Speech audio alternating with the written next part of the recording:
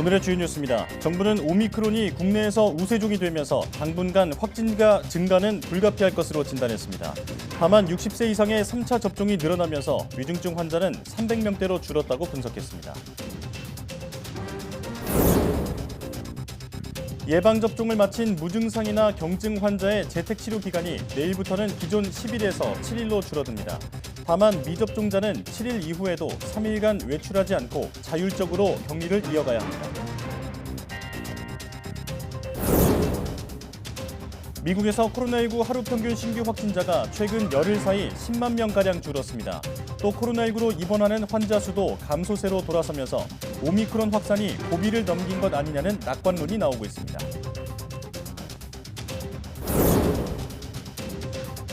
미국 식품의약국 FDA가 오미크론 변이의 효과가 떨어지는 것으로 나타난 미국 리제네론과 릴리의 항체 치료제를 더는 사용하지 말라는 지침을 내렸습니다. FDA는 두 항체 치료제의 긴급 사용 승인을 취소하고 이들 치료제가 향후 나타날 변이에 효과가 있다는 것이 입증되면 재승인이 가능할 것이라고 덧붙였습니다. 세계보건기구 WHO 사무총장이 오미크론 변이가 마지막이라거나 코로나19 대유행이 종반부에 다다랐다는 생각은 위험하다고 강조했습니다. 사무총장은 올해 중반까지 모든 국가 인구의 70%가 백신을 접종하면 연내 코로나19를 끝낼 수 있다고 말했습니다.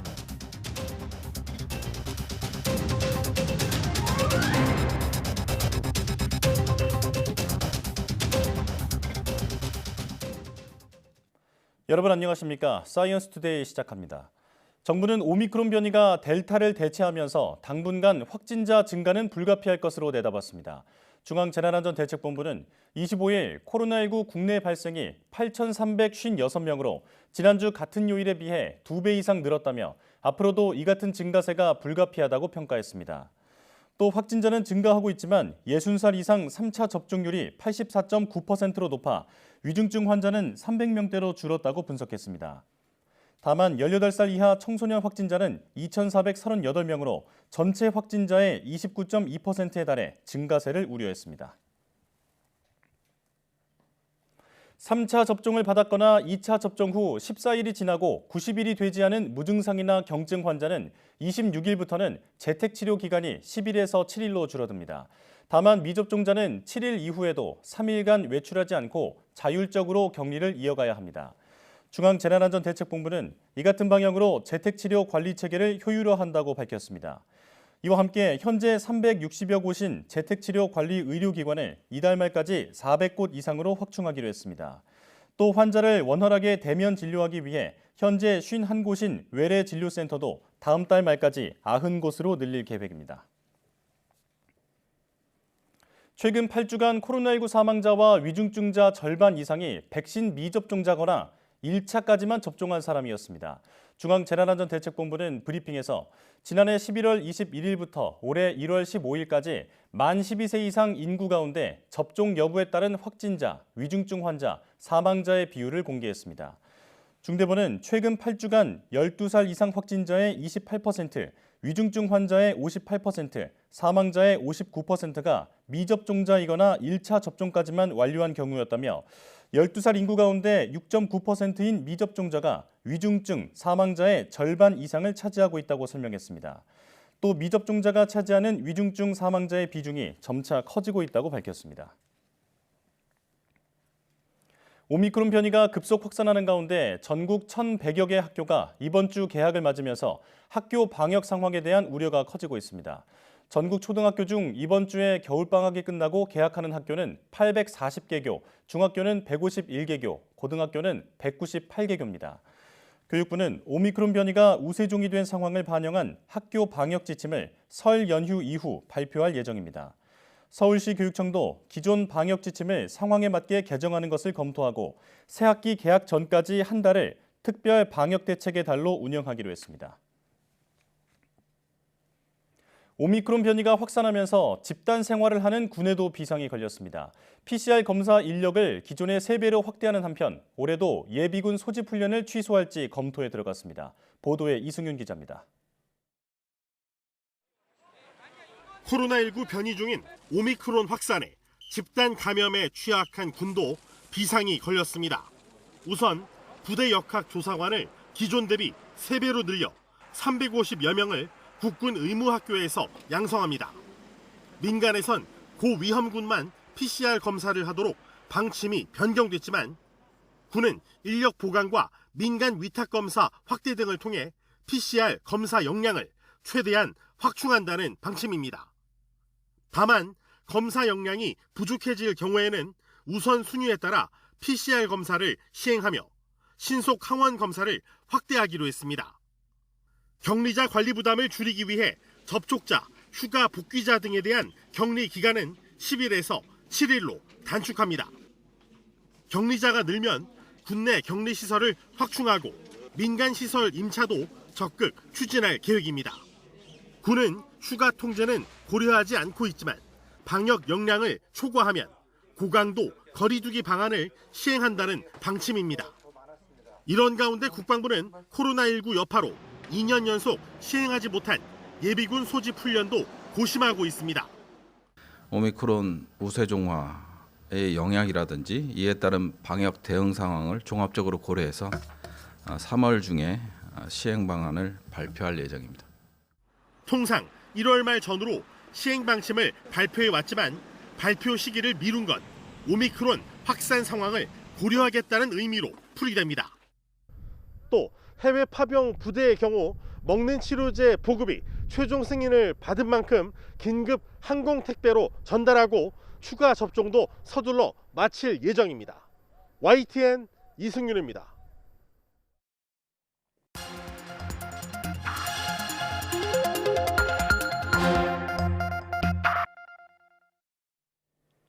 다양한 분야의 이슈를 과학 기자의 시각으로 들여다보는 사이언스 취재파의 시간입니다. 오늘은 이동훈 기자와 함께하겠습니다. 어서 오십시오. 안녕하세요. 네, 어떤 소식 준비하셨습니까? 네, 얼마 전에 이 일론 머스크 테슬라 CEO가 뉴럴링크의 임상 시험을 올해 안에 진행하겠다 이렇게 얘기를 하면서 이 담당자를 채용하는 공고를 실제로 냈습니다. 예. 이 뇌에 칩을 이식하는 실험을 이제 사람에게 직접 하겠다는 건데 이번 시간에 자세한 내용을 알아보도록 하겠습니다. 네, 이 공상과학 영화에서처럼 인간과 컴퓨터를 연결하겠다라는 그 계획은 들었는데 뉴럴링크에서 개발하고 있는 기술이 구체적으로 어떤 건가요? 네, 우선 이 뉴럴링크는 일론 머스크가 지난 2016년에 세운 이 뇌신경과학 벤처 기업입니다. 이 말씀드린 대로 사람의 뇌에 인공지능 칩을 심어서 인간의 뇌와 컴퓨터를 연결하는 그런 기술을 개발을 하고 있는데요. 네. 이 뇌졸중이나 사고 등으로 신체 일부를 쓰지 못하는 환자한테 이 칩을 이식을 해서 생각만으로도 움직일 수 있게 한다는 겁니다. 이 머스크는 이 기술을 개발하기 위해서 설립 당시에 개인 자산 1억 달러, 우리 돈으로 1,100억 원 정도를 투자를 했고요. 예. 이 7명의 과학자와 엔지니어 등 이 해당 분야의 전문가들을 영입을 해서 함께 회사를 만들었습니다. 네, 상상만 해도 정말 대단한 기술인데 그동안 거둔 연구 성과는 좀 있나요? 네, 먼저 지난 2020년에 이 뉴럴링크가 뇌에 칩을 심은 돼지를 공개를 했습니다. 예. 이 돼지에는 당시 개발됐던 이 인공지능 칩인 링크 0.9가 심어졌었는데 이 칩으로 돼지의 뇌파를 수집한 뒤에 이 정보를 컴퓨터에 무선으로 전송하도록 했습니다. 하지만 이 돼지의 경우는 뇌에서 컴퓨터로 일방적인 정보 전달밖에 할 수가 없었거든요. 예. 그래서 이 머스크는 뇌와 컴퓨터가 쌍방향 소통을 하게 만들겠다. 그래서 반대로 이 칩에 입력된 자료에 따라서 돼지가 움직이도록 하겠다. 이런 포부를 밝히기도 했습니다. 예. 이후에 뉴럴링크는 지난해에 한 발 더 나아가서 이 원숭이 실험에도 성공을 했습니다. 이 원숭이 뇌에 컴퓨터 칩을 심어서 아무런 조작 없이도 이 생각만으로 비디오 게임을 하도록 한 거죠. 예. 연구팀은 먼저 이 원숭이에게 화면 위에 있는 막대를 조종해서 움직이는 공을 받아내는 이 퐁이라는 비디오 게임을 학습을 시켰고요. 원숭이가 조이스틱을 이용을 해서 이 게임을 하는 동안에 이 뇌에 심은 칩으로 뇌 신경 정보를 컴퓨터로 전송을 했습니다. 그러니까 이 뇌에서 발생하는 2천여 개의 신경 정보를 컴퓨터 칩으로 데이터화한 겁니다. 이걸 바탕으로 이 연구팀은 뇌의 작용과 이 조이스틱의 움직임을 연동하는 모델링 작업을 진행을 했고요. 예. 나중에는 이 조이스틱을 연결하지 않아도 이 원숭이의 뇌에서 발생하는 신경 정보만으로 게임 속 막대가 움직이도록 만들었습니다. 이 실제로 앞서 영상을 보신 것처럼 이 원숭이가 조이스틱을 움직이지 않고 이 화면을 보면서 게임을 즐기는 모습을 볼 수가 있는데요. 그러니까요. 이 일론 머스크는 이 실험을 소개를 하면서 이 원숭이가 말 그대로 뇌 속 칩을 이용해서 텔레파시로 이 비디오 게임을 하고 있다 이렇게 강조를 하기도 했습니다. 예. 꽤 잘한다라는 생각도 네, 들긴 하는데요.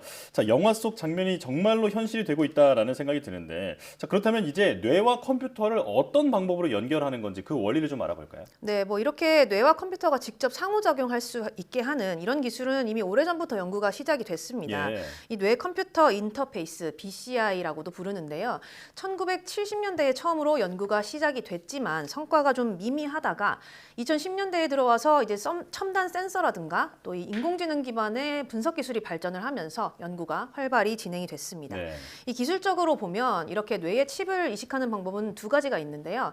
이 뉴럴링크 연구처럼 뇌에 직접 마이크로칩을 이식하는 방법이 있습니다. 예. 이 두개골에 구멍을 낸 뒤에 50원짜리 정도 동전 크기의 센서를 넣는 건데 뇌에 직접 전극을 꽂는 건 아니고요. 이 대뇌 피지를 감싸는 외부 보호막에다 이 칩을 심는 그런 방식입니다. 예. 뭐 아무래도 더 많은 뇌 신호를 측정할 수 있기 때문에 정확도는 높지만 이 외과적인 수술이 필요하다는 게 가장 큰 부담이고요. 또 이 부작용 우려도 클 수밖에 없습니다.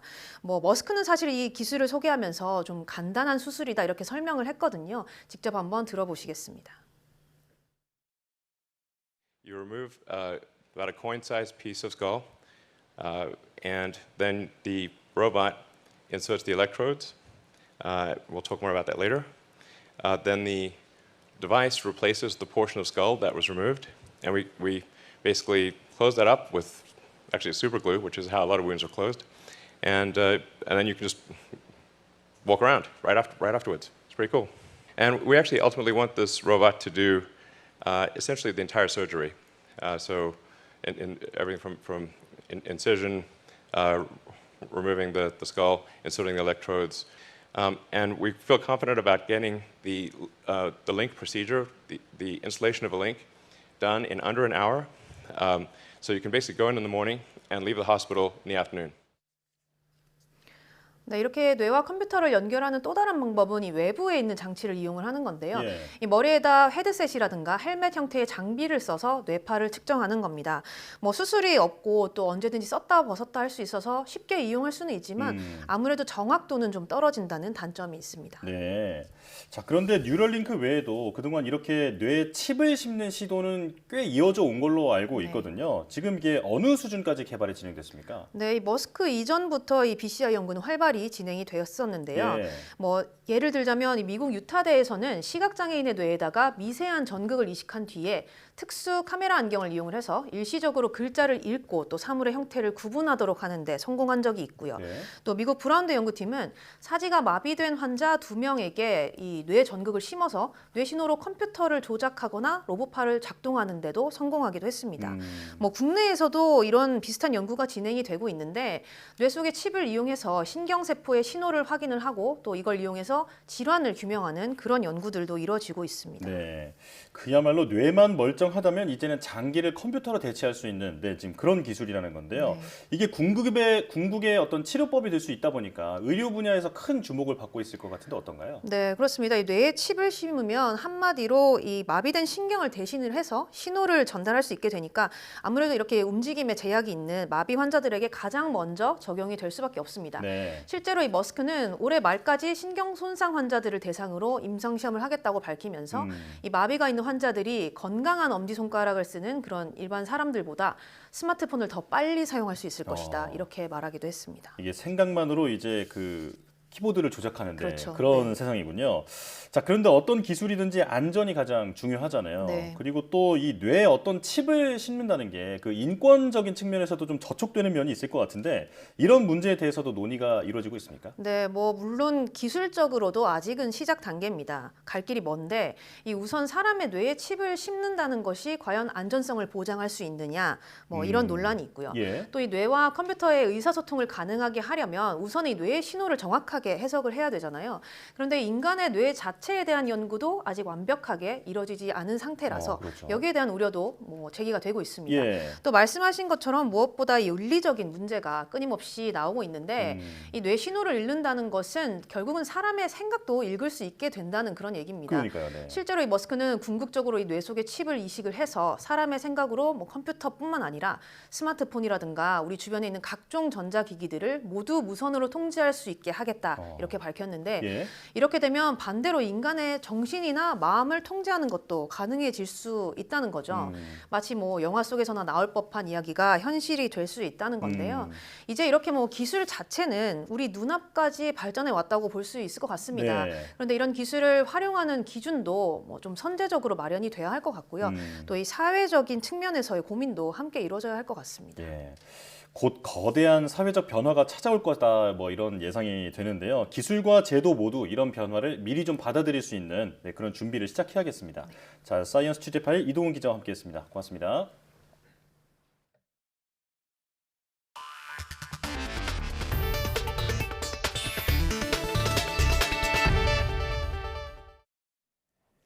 미국의 코로나19 하루 평균 신규 확진자가 최근 열흘 사이 10만 명가량 줄면서 고비를 넘겼다는 낙관론이 나오고 있습니다. 세계보건기구 WHO는 새로운 변이 출현 가능성이 여전하지만 올해 중반까지 전 세계 모든 국가에서 자국민의 70%의 백신을 접종하는 목표를 달성하면 올해 안에 비상사태를 끝낼 수 있을 것으로 전망했습니다. 보도에 김형근 기자입니다. 지난 23일 기준 미국의 7일간 하루 평균 신규 확진자는 69만여 명. 지난 14일 80만 6천여 명으로 정점을 찍은 뒤 열흘 만에 10만 명 이상 줄었습니다. 코로나19로 입원하는 환자 수도 감소세로 돌아섰습니다. 이처럼 오미크론 확산이 고비를 넘기면서 희망적인 낙관론이 나오고 있습니다. 곧 확진자가 통제 가능한 수준으로 내려갈 것이라는 겁니다. So things are looking good. We don't want to get overconfident, but they all look like they're going in the right direction right now. 유럽도 하루 신규 확진자가 지난 20일 170만 명으로 최고점을 찍은 뒤 점차 줄어들고 있습니다. 앞서 급격한 확산 뒤 빠른 감소를 거친 남아공과 유사한 추세를 보이고 있는 겁니다. 이에 따라 머지않아 코로나 사태가 풍토병 단계인 엔데믹으로 전환될 것이라는 기대도 나오고 있습니다. 하지만 또 다른 변이 출현이 변수입니다. 세계보건기구 WHO도 오미크론 변이가 마지막일 것이라는 생각은 위험하다고 강조했습니다. But it's dangerous to assume that Omicron will be the last variant or that we are in the end game. On the contrary, globally the conditions are ideal for more variants to emerge. 다만 올해 중반까지 전 세계 모든 국가에서 자국민의 70%의 백신을 접종하는 목표를 달성하면 올해 안에 비상사태를 끝낼 수 있을 것으로 전망했습니다. YTN 김영근입니다.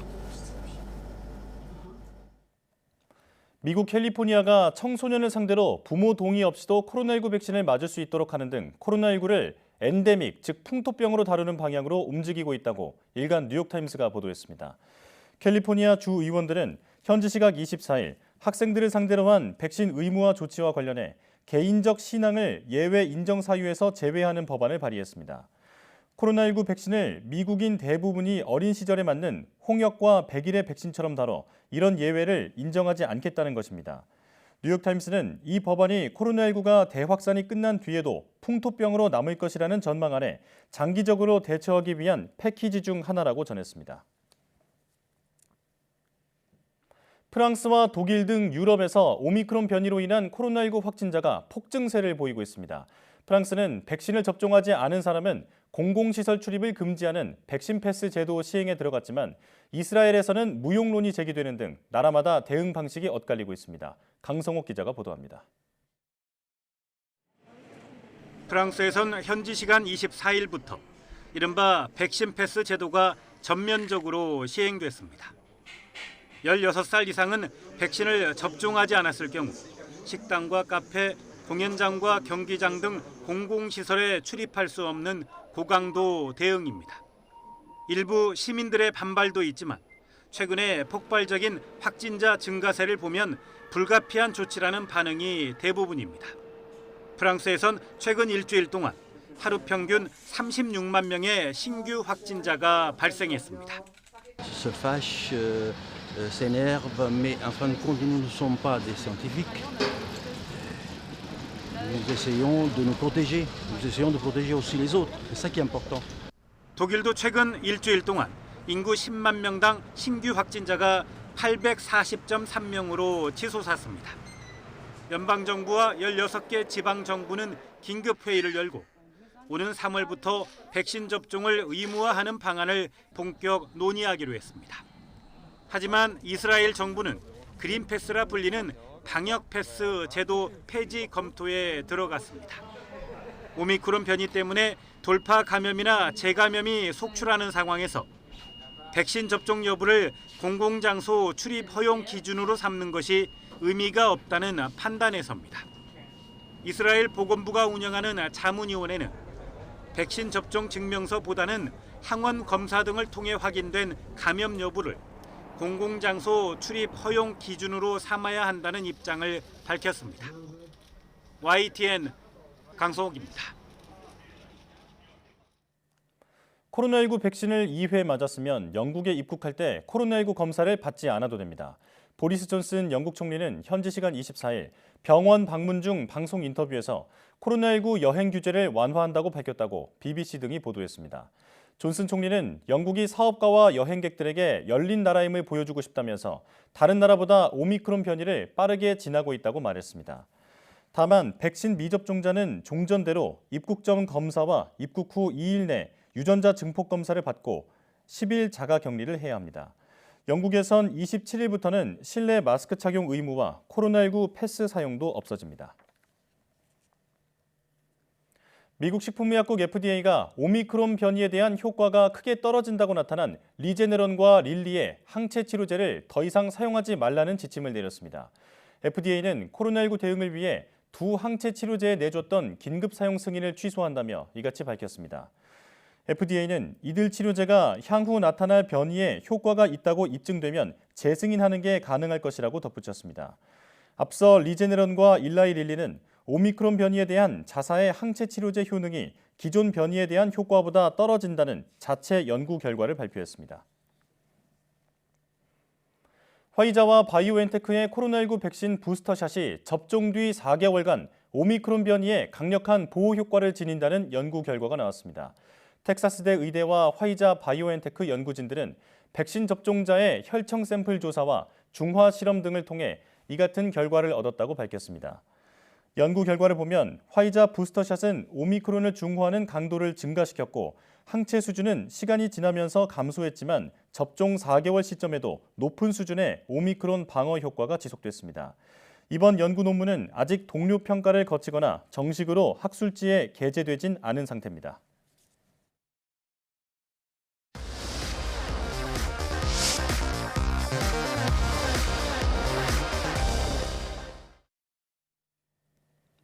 겨울철에는 찬 공기와 실내 난방으로 인해 피부가 건조해지기 쉬운 시기인데요. 촉촉하고 탄력 있는 피부를 유지하기 위해서는 자신의 피부 상태를 정확하게 파악하고 거기에 맞는 관리를 하는 게 중요하다고 합니다. 겨울철 피부 건강을 위한 기초 관리법부터 피부 노화에 담긴 과학 원리를 오늘 사이언스 앤 라이프에서 만나보시죠. 겨울은 건조해진 날씨 탓에 피부와 관련된 질환이 증가하는 시기인데요. 특히 온도차가 심해 피부 노화가 급속도로 진행되는 계절이기도 합니다. 사실 귀찮아서 하기 싫어지는 경우가 훨씬 많아지잖아요. 그래도 노력한 만큼 이뻐지니까. 나이가 들어도 젊어 보일 수 있는 비결 중 하나, 피부 건강. 자신의 피부 상태를 정확하게 파악하고 관리하는 것이 중요한데요. 그렇다면 겨울철 피부 관리 어떻게 하면 좋을까요? 겨울철 내 소중한 피부를 위한 생활 백서, 사이언스 앤 라이프에서 함께 알아봅니다. 경기도 의왕시, 피부 건강은 자신 있다는 백미화 주부를 찾았는데요. 네, 들어오세요. 네, 안녕하세요. 들어오십시오. 네. 세수도 안 했는데 아침 일찍 오셨네요. 피부에 되게 신경을 많이 쓰신다고 하셔가지고 왔는데 피부가 너무 좋으세요. 50대의 나이를 잊게 한 윤이 나는 피부. 사실 저는 현재 캘리그라피 강사도 하고 있고 시니어 모델도 활동하고 있어요. 아무래도 사람들을 많이 만나다 보니까 피부에 신경을 쓰게 되더라고요. 피부를 관리하는 비법도 있으신 거예요? 저희 피부 좋은 비결은 지금부터 알려드릴게요. 백미화 씨의 동안 피부 비결, 과연 어떤 것이 있을지 궁금한데요. 그녀의 일상을 따라 천천히 알아보겠습니다. 가장 먼저 백미화 씨의 모닝 루틴. 여기에 동안 피부 비결이 있답니다. 저녁에 세안제로 얼굴을 씻고 다음 날에는 사용하지 않는 경우가 많은데 특별한 경우가 아니라면 세정제를 꼭 사용한다고 합니다. 저의 피부 좋은 비결은요. 아침에 일어나서 세안이 굉장히 중요하다고 생각해요. 아침 세안, 왜 중요한 걸까요? 잠자고 일어나면 아무래도 노폐물과 피지가 많이 배출이 돼요. 그러면 아무래도 여기 안에 있는 분비물들이 많이 있잖아요. 그래서 아침에 일찍 일어나서 저는 미지근한 미온수로 그다음에 약산성 세정제를 사용해가지고 가볍게 세안을 한 다음에 피부 정돈을 하고 있어요. 세안 후 급격히 사라지는 수분을 빠르게 잡아주기 위해 즉각적인 수분 공급도 필수랍니다. 수분이 날아가기 전에 보습제를 빨리 발라서 영양을 채워주려고 제가 이렇게 기초 제품이나 미스트를 여기다 두고 있어요. 피부 보습은 세안 후 욕실에서 바로 사용하는 것이 좋은데요. 그런데 갑자기 방안 온도를 낮추는 백미화 씨. 여기에도 동안 피부 비결이 숨어 있습니다. 겨울에는 많이 건조해지는 이유가 막 난방이나 히터를 많이 틀어다 보면은 열이 다 이제 수분을 다 뺏어가잖아요. 그래서 저는 최대한 밖의 온도와 안의 온도를 너무 많이 차이 주지 않고 많이 때우지는 않아요. 그래서 한 18도 정도 유지하면서 계속 제가 관리하고 있죠. 피부 노화는 나이가 들면서 자연스럽게 나타나는 현상이지만 우리가 무심코 행하는 평소 생활 습관에 따라서 피부 노화를 촉진하기도 한다는데요. 그런데 얼굴 색에 따라서도 피부 노화 속도가 다르답니다. 예로부터 미인을 말할 때 피부가 백옥 같다는 표현을 썼는데요. 그런데 이 하얀 피부는 까만 피부보다 약 2배 정도 노화 속도가 빠르다고 합니다. 멜라닌이라는 것이 자외선에 대한 보호작용을 해주는데 하얀 피부에는 멜라닌 색소가 작고요. 검정색 피부에는 멜라닌 색소가 좀 많습니다. 그래서 검은 사람은 외모는 좀 안 좋아 보인다고 얘기할 수 있는데 대신 나이 들면서 어떤 주름 같은 것들이 빨리 생기지 않고요. 반면에 하얀 사람은 피부는 깨끗해 보이는데 그만큼 노화가 좀 빨라질 수 있는 그런 개념이 됩니다. 이뿐 아니라 피부의 두께도 노화 속도와 관련이 있는데요. 과연 어떤 영향을 미치는 걸까요? 피부는 외부로부터 우리 몸을 가장 먼저 보호하는 역할을 하는데요.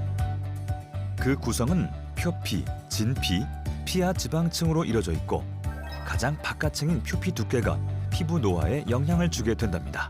피부 두께에 따라 노화 속도가 달라지는데 피부가 두껍다라는 얘기는요, 피부 장벽 구조가 좋다라고 얘기합니다. 사실 우리 피부는 무엇인가를 흡수하는 개념보다는요, 무엇인가로부터 방어해주는 기능이 더 중요하기 때문에 진피가 두꺼우면 주름이나 탄력과 관련된 콜라겐, 엘라스틴이 많으니까 조금 손상되더라도 티가 안 나겠죠. 그리고 표피에서도 각질층이 두껍다라는 얘기는 각질층엔 각질만 있는 것이 아니라 그 각질층의 두께만큼 멜라닌이 비례해서 있기 때문에 광선에 대한 노화랄지 그런 외부 자극에 대해서 분명히 방어하는 도움은 줄 겁니다. 요즘같이 건조해지기 쉬운 겨울철에는 피부 기초 관리에 더욱 신경 써야 한다는데요. 어떤 분들은 화장솜을 사용하면 좋다는 분도 계시고 나쁘다는 분도 계셔요. 근데 저는 피부의 손상을 덜 가기 위해서 화장솜에 토너를 많이 묻혀가지고 손상을 좀 덜 가게 하고 있어요. 이때 피부 수분을 채우는 백미화 씨의 관리법은 건조한 부위에 토너를 적신 화장솜을 올려두는 건데요. 화장솜 왜 붙여두시는 거예요? 수분 공급을 하기 위해서 붙여놓고 있어요. 팩 같은 경우에는 아무래도 한 10분에서 20분 정도 활용해가지고 시간을 투자를 해야 되는데 아침에 바쁜 시간에는 화장하기 전에 이렇게 한 1분 정도만 딱 하고 수분 공급을 해주면 화장이 잘 먹거든요. 바르는 것만큼 중요한 백미화 씨의 피부 관리법은 바로 충분한 수분 섭취하기인데요. 우리 몸의 약 70%는 물로 이루어졌기 때문에 물 마시기를 통한 수분 보충은 피부 건강뿐 아니라 체중 감량에도 도움을 줄 수 있답니다. 물은 뭐 건강에도 좋기도 하지만은 피부에도 굉장히 도움이 많이 돼요. 그래서 하루에 8잔 이상 먹으려고 노력하고 있죠.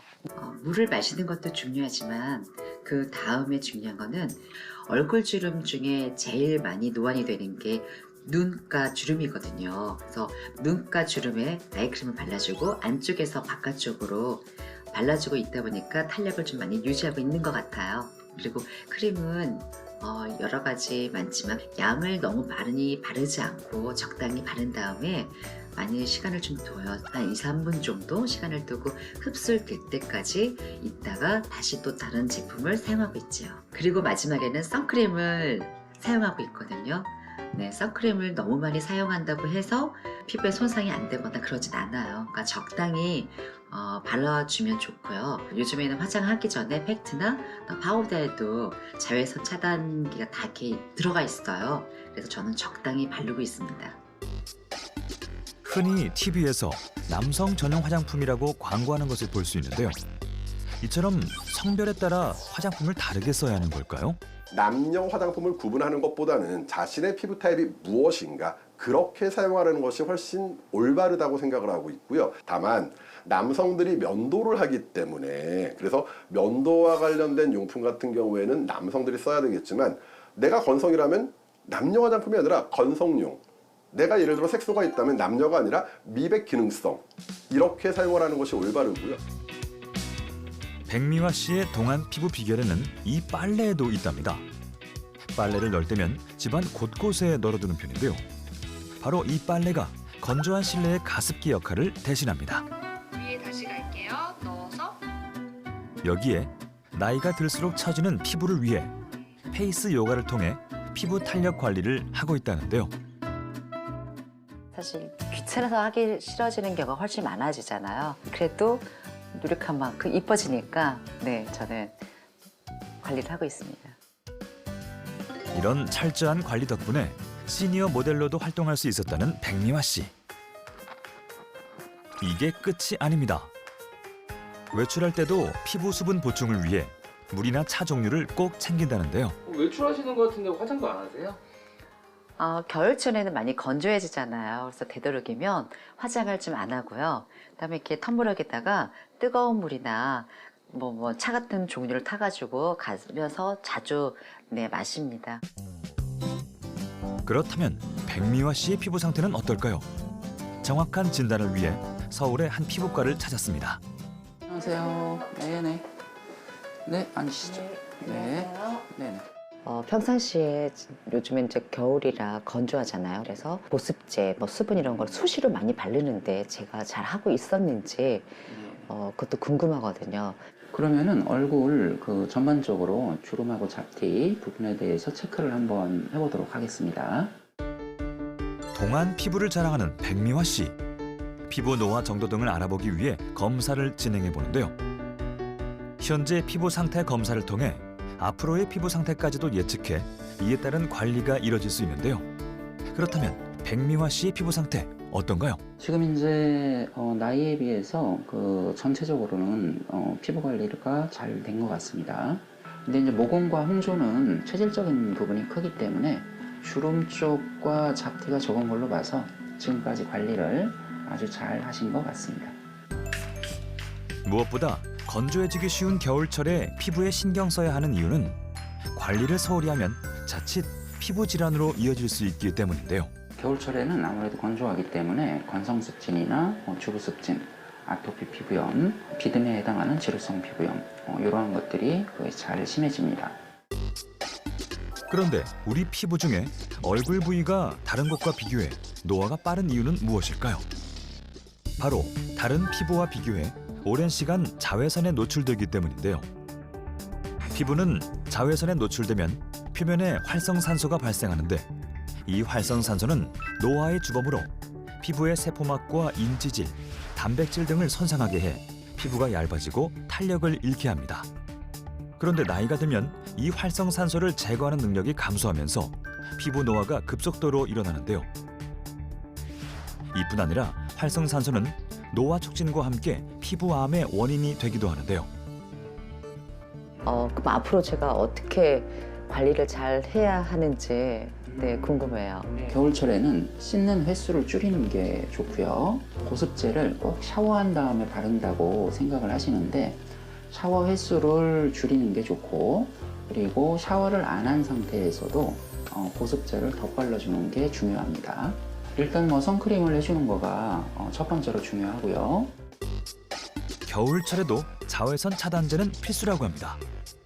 얼굴은 특별한 경우가 아니라면 항상 노출이 되어 있기 때문에 그만큼 자외선의 영향을 더 많이 받는다. 그러다 보니까 자외선 차단제는 흰 피부든 검은 피부든 반드시 꼭 발라주셔야 되는데, 피부 노화에 대해서는요, 태양 광선, 즉 자외선이 약 70%를 좌우한다라고 이야기를 하고 있습니다. 그 외로 스트레스나 흡연 또는 음주 이런 것도 피부 노화를 촉진시킬 수 있으니까 피하는 게 좋겠죠. 그리고 이제 적절한 비타민이나 미네랄 섭취 이러한 쪽도 중요하겠습니다. 전문가의 솔루션까지 더한 피부 관리법 어땠나요? 평상시에 잘한 것도 있고 못한 것도 있는데 오늘 선생님께서 저에게 맞는 관리법을 잘 가르쳐 주셔서 저도 집에 가면 건강한 피부로 잘 케어할 수 있을 것 같아요.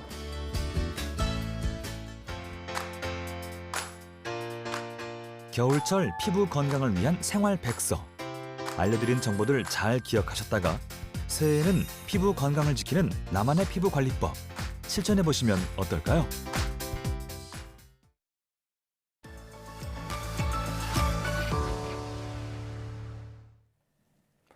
우리가 먹는 농작물의 대부분이 재배 과정에서 꿀벌의 도움을 받습니다. 꿀벌이 꽃가루를 운반하는 덕분에 식물이 번식하고 우리 인류는 농작물을 수확할 수 있는 건데요. 그런데 이렇게 식량 공급에 중요한 역할을 하는 꿀벌이 기후변화로 인해서 사라지고 있다고 합니다. 어떤 이야기인지 날씨학 개론에서 알아보겠습니다. 오늘도 반기성 K-웨더 센터장과 함께하겠습니다. 어서 오십시오. 네, 안녕하세요. 네, 안녕하십니까.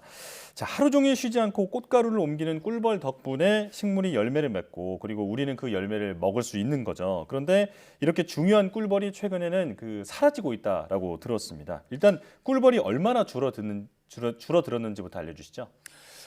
미국의 미네소타 공영방송에서 나온 보도를 보면은 양봉업자들을 대상으로 한 연례 조사에서 꿀벌은 계속해서 빠른 속도로 죽어가고 있다고 하는데요. 네. 2020년 4월부터 2021년 4월까지 1년 동안에 매년 벌 손실 조사를 해온 비영리 단체입니다. BIP, Be-Informed Partnership인데 이 자료에 따르면 미국 전국 평균 45.5%의 꿀벌이 사라졌다는 겁니다. 아, 네.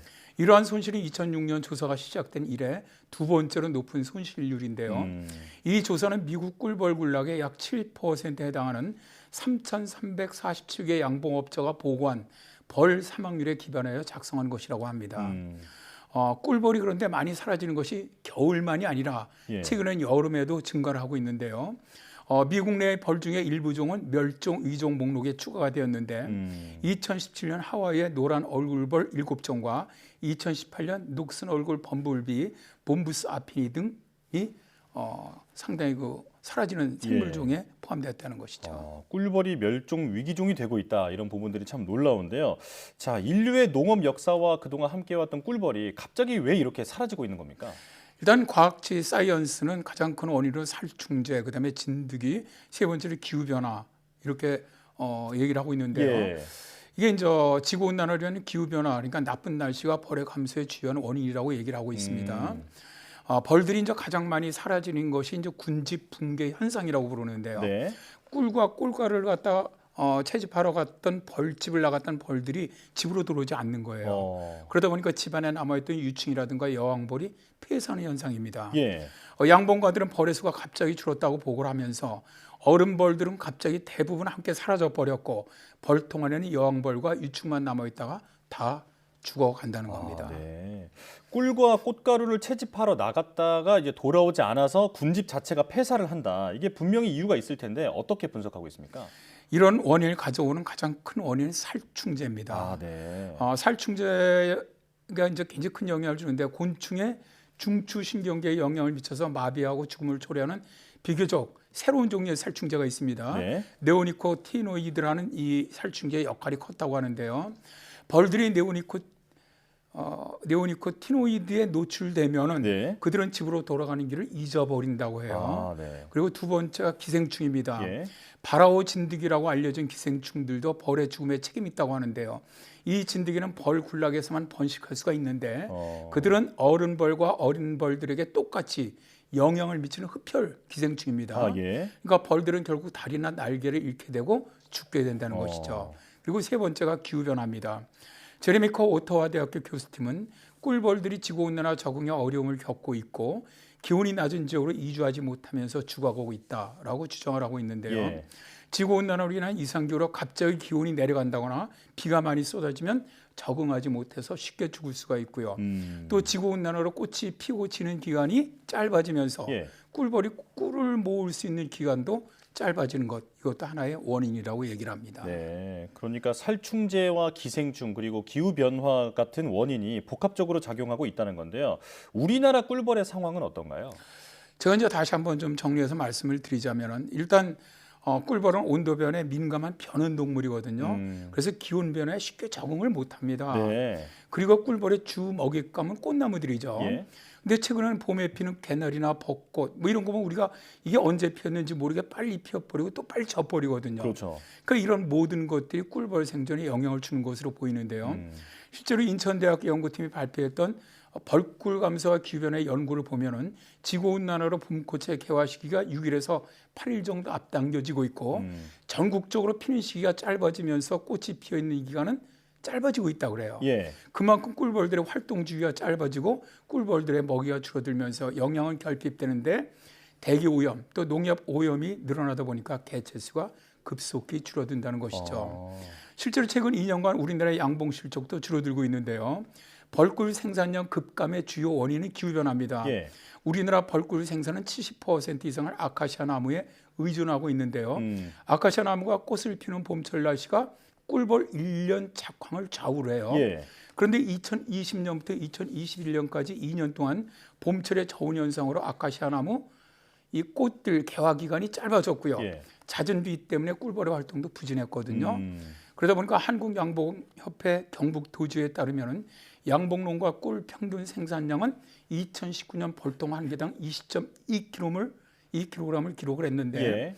2020년엔 7.7kg, 2021년엔 5.9kg으로 2년 새 4분의 1 수준으로 대폭 줄어들면서 꿀벌도 많이 줄어들었다고 합니다. 예, 지금 말씀해 주신 대로 꿀 생산량이 줄어든 것만 봐도 우리나라에서도 이런 꿀벌 폐사 문제가 심각하다는 걸 알 수 있는데요. 자, 그런가 하면 호주에서는 산불과 들불 때문에 그 토종 꿀벌들이 멸종 위기가 되고 있다, 처하고 있다 이런 얘기가 나오고 있는데 어떤 내용인가요? 네, 이게 이제 호주의 애들레이드 대학 등 공동 연구팀이 발표한 내용입니다. 연구를 보면은 산불로 죽어가는 벌에 대한 연구 보고서를 2021년 10월에 발표를 했습니다. 예. 글로벌 체인지 바이올로지에 발표된 이 연구는 북미와 유럽에서부터 콩고와 아시아에 이르기까지 전 세계적으로 광범위한 산불과 산불 피해가 반복되고 있어서 생물 다양성에 치명적인 영향을 미치고 있고요. 많은 종의 개체수가 갑작스럽고 현저하게 감소하고 있다고 경고하고 있는데요. 예. 이들은 호주 토종벌의 멸종 위기종이 2019년에서 2020년 사이에 대형 산불이 있었거든요. 그 이후에 5배 가까이 늘어났다는 결과도 발표를 했습니다. 네. 기후변화는 야생동물에게 영향을 미치는 산불과 같은 자연재해의 빈도를 증가시키고 있습니다라고 연구팀의 스테판 캐디 레탈릭 박사의 말인데요. 예. 연구팀은 호주 국토 면적의 2,400만 헥타르가 대형 산불로 인해서 장기적인 환경 피해를 평가하기 위해서 553종을 연구를 했습니다. 네. 이 중에서 호주 벌종의 약 3분의 1도 포함이 되었는데요. 꿀벌을 비롯한 곤충 또 무척추 동물 사이에서 사상자들이 뚜렷했다고 합니다. 대형 산불로 인해서 9종의 벌이 취약종으로 평가가 되었고요. 2종의 벌이 더 멸종위기에 처했다고 판단이 되었고요. 예. 세계자연보전연맹 멸종위기종으로 등재되기도 됐습니다. 자, 이렇게 세계 곳곳에서 지금 꿀벌이 사라지고 있는 상황을 알아봤는데요. 그렇다면 만약 이대로 꿀벌이 멸종한다면 어떤 일이 일어납니까? 일단 뭐 꿀벌의 멸종은 식물이라든가 동물이라든가 뭐 연료의 가용성이라든가 지형이라든가 옷 그리고 인간의 삶에 영향을 미칠 것으로 보는데요. 네. 첫째, 식물에 미치는 영향으로 곤충은 지구상의 주요 꽃가루 매개자로 벌은 이러한 목적을 위한 가장 효율적인 곤충입니다. 예. 벌이 없다면 우리는 맛있는 사과나 체리나 그리고 다른 과일과 채소를 맛볼 수 없게 될 것이고요. 아마도 아몬드 나무가 첫 번째 피해 나무가 될 것으로 예상이 되고 있고요. 또 꿀벌이 멸종하면 농작물 생산량이 크게 감소하게 되죠. 비록 쌀이나 밀과 같은 작물들이 곤충의 수분 작용을 필요로 하지는 않지만 사람들은 평생 쌀과 빵을 갖다 먹음으로써 생존할 수 없기 때문입니다. 그렇죠. 그리고 이제 두 번째 동물에 미치는 영향인데요. 특정 식물종에 의존한 초식동물이 먼저 영향을 받습니다. 그러니까 식물이 사라지면 그들은 멸종될 것이라는 건데요. 예를 들어서 우유와 고기로 사용되는 많은 소들은 알팔파와 루핀에 의존을 하는데 둘 다 곤충의 수분 작용에 의존합니다. 네. 만약 소의 식량 공급이 감소한다면 고기와 우유 생산량은 감소하게 되고요. 인간의 식생활에 심각한 영향을 미치게 된다는 것이고요. 초식동물의 개체수 감소로 인해서 3차 육식동물은 즉시 고통을 받기 시작할 겁니다. 예, 한마디로 생태계가 무너지면서 인류도 더 이상은 먹을 것을 구하기 어렵게 될 것이다라는 말씀인데요. 자, 마지막으로 꿀벌의 멸종을 막기 위해서는 어떻게 대응해야 할지 조금 짧게 말씀해 주시죠. 뭐 선진국들은 사실은 이 꿀벌을 갖다 보호하기 위한 여러 가지 대책을 내놓고 있습니다. 네. 가장 중요한 것은 탄소 중립이죠. 네. 기후 변화를 막는 것이고 두 번째가 피해가 큰 살충제인데. 그러니까 이제 꽃이 피어 있는 기간 동안 가급적 살충제를 뿌리지 말자. 그러니까 꽃이 진 다음에 살충제를 뿌리는 이런 운동들. 다음에 이제 아무래도 이 꿀벌이 생존하기 위해서는 많은 꽃들이 있어야 되지 않습니까? 그렇죠. 그러니까 꽃들을 어떻게 하면 늘릴 수가 있느냐. 그래서 이제 최근에는 영국의 런던이라든가 프랑스 파리라든가 이런 데서는 이제 일본의 뭐 동경이라든가 네. 이런 데서 도시 양봉을 시작을 합니다. 그러니까 네. 야생보다는 오히려 도시 쪽에서 이런 어떤 살충제 영향을 덜 받는 곳에서 양봉을 해갖고 꿀의 개체수를 좀 늘리자 이런 것도 있고요. 네 번째로 미국에서 최근에 이제 시도하고 있는 것인데 이 태양광 패널 같은 걸 설치하면은 그쪽 지역에 되게 다른 걸 못 쓰지 않습니까? 예. 그러다 보니까 그 밑에 쪽에 야생 꽃들을 많이 심는 운동을 합니다. 예. 그러다 보니까 이 꿀들이 채취할 수 있는 이런 꿀이나 수분이 많아지면서 꿀들의 개체수가 좀 늘어나는 이런 방법도 활용을 하고 있습니다. 그렇군요. 자, 오늘 말씀을 들어보면서 아무리 과학기술이 발전해도 인류 역시 생태계의 일부일 뿐이라는 생각을 하게 되는데요. 지구 환경을 지키는 게 인류의 미래를 지키는 일이다라는 점을 명심해야겠습니다. 자, 날씨 학개론 K웨더 반기성 센터장과 함께했습니다. 고맙습니다. 네.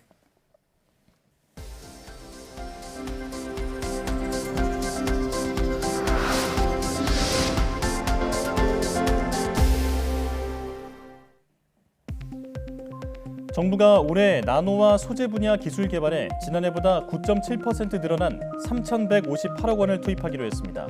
과학기술정보통신부는 미래 선도형 기술 개발에 주력하는 소부장 대표 사업인 2022년도 나노 및 소재 기술 개발 신규 과제 선정 계획을 공고한다고 밝혔습니다. 올해는 혈관 치료용 생분해성 금속 소재 등 신산업 선점을 위한 미래기술연구실과 국가 핵심 소재 연구단, 연구혁신 등의 분야에서 총 55개의 신규 과제를 추진할 예정입니다. 과학기술정보통신부와 한국항공우주연구원이 우리나라 최초 달 궤도선의 이름을 다음 달 28일까지 공모합니다. 2016년부터 개발된 달 궤도선은 현재 우주 환경 시험 등을 진행 중이며 오는 8월 미국 스페이스 X사의 팰컨 9 발사체에 실려 발사될 예정입니다.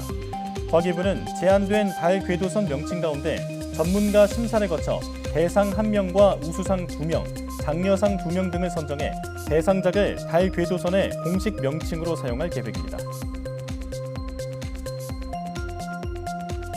부정맥의 일종인 심방세동 환자에게 심장 박동수를 정상으로 되돌리는 리듬 치료를 하면 치매 위험을 낮출 수 있다는 연구 결과가 나왔습니다.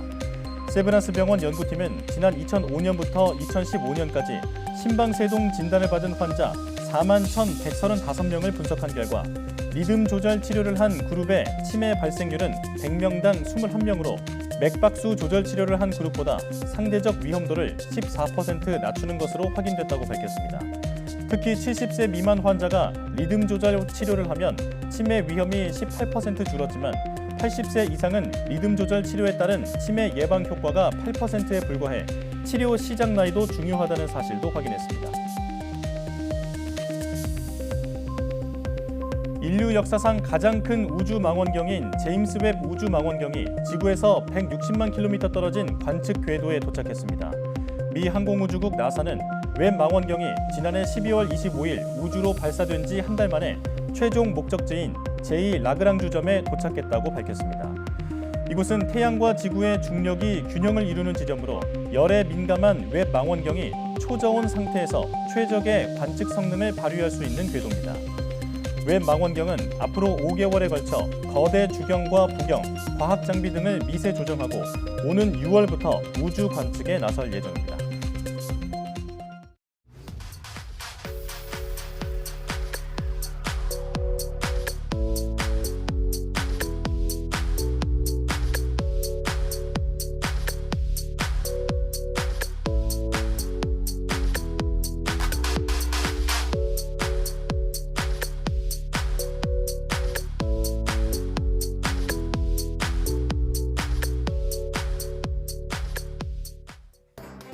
과학기술의 비약적인 대전환이 일어나고 있는 시대에 예비 차기 정부의 과학 비전을 들어보는 시간이죠. YTN사이언스가 과학기술단체 총연합회와 공동 주최로 마련한 대통령 후보 초청 과학정책 토론회 두 번째 시간이 다가왔습니다.